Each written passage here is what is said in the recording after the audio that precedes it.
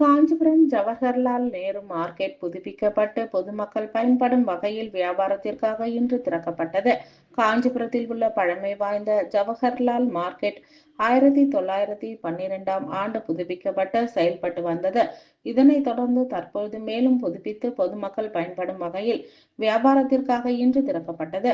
இதில் காஞ்சிபுரம் சட்டமன்ற உறுப்பினர் எழிலரசன், மாவட்ட செயலாளர் சுந்தர், மாநகராட்சி மேயர் மகாலட்சுமி யுவராஜ், மாமன்ற உறுப்பினர்கள் ஜோதிலட்சுமி, சிவாஜி, இலக்கிய சுகுமார், மாநகர செயலாளர் CKV தமிழ்ச்செல்வன், துணை செயலாளர் முத்துச்செல்வம், மாநகர இளைஞரணி செயலாளர் சுகுமார், ஜவஹர்லால் மார்க்கெட் கௌரவ தலைவர் சிகாமணி, தலைவர் தேவராஜ், செயலாளர் மணிகண்டன், பொருளாளர் விஜயராகவன், துணைத் தலைவர் சண்முகம், மாதவன், வடிவேல், ரிஸ்வான், தமீம், அன்சாரி, முருகன் உள்ளிட்ட பலர் கலந்து கொண்டனர்.